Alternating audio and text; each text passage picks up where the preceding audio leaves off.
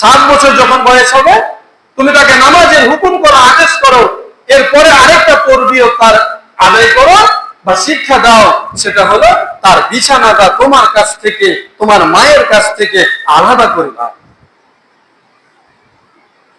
নামাজের হুকুম দাও এবং তার বিছানাটা আলাদা করে দাও, কারণ তার বয়স 7 বছর হয়ে গেছে, সে যথেষ্ট বুঝতে শিখেছে, বুঝতে শিখতে লেগেছে।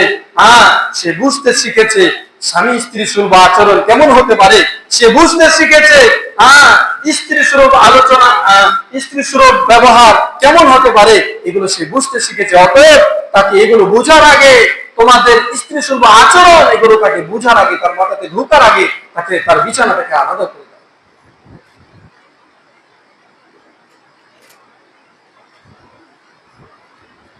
قال رسول الله صلى الله عليه وسلم لا ينظر الرجل إلى عرية الرجل।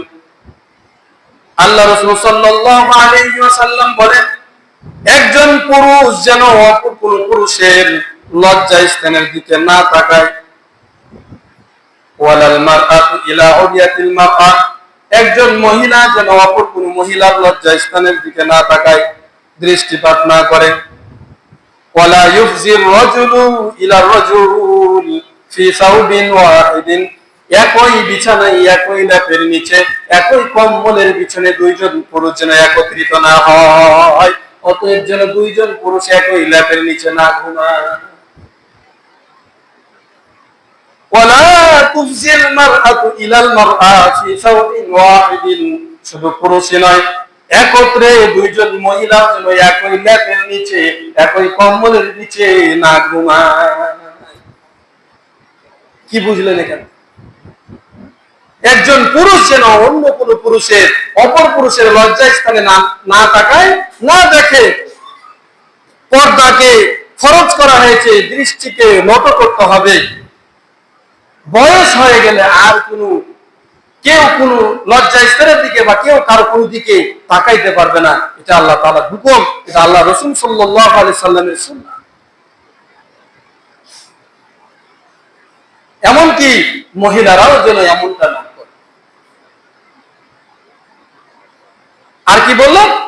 একই কম্বলের নিচে, একই লেপের নিচে যেন 7 বছর বয়স হয়ে যাওয়ার পর আপনার ওই মেয়েগুলা, আপনার ওই বাচ্চা ছেলেগুলা যেন আর না ঘুমায়, তাদের জন্য বিছানা আলাদা করে দাও। তোমার যদি সামর্থ্যে না কুলায়, কমপক্ষে তুমি তোমার 2টা ছেলে যদি একই বিছানায় ঘুমায়, কমপক্ষে যেন 2 ছেলের জন্য 2টা লেপ হয়, 2 ছেলের জন্য 2টা কম্বল হয়, 2 মেয়ের জন্য 2টা লেপ হয়, 2 মেয়ের জন্য 2টা কম্বল হয়। কমপক্ষে তারপরেও যদি না হয়, তাদের বিছানায় কোলবালিশ দিয়ে তাদের বিছানাটাকে টুকরা করে ভাগ করে দাও। তারপরেও তারা একত্রে ঘুমাইতে পারবে না। এটা আল্লাহ রাসূলের হুকুম, এটা আল্লাহ রাসূল সাল্লাল্লাহু আলাইহি ওয়াসাল্লামের কথা, যা মেনে চলতে হবে, আমল করতে হবে। কারণ আপনার ওই ছেলে সন্তানগুলা বয়স হয়ে যাওয়ার পর একত্রে ঘুমাইলে আপনি আমি নিজে বুঝতে পারছি কি হতে পারে।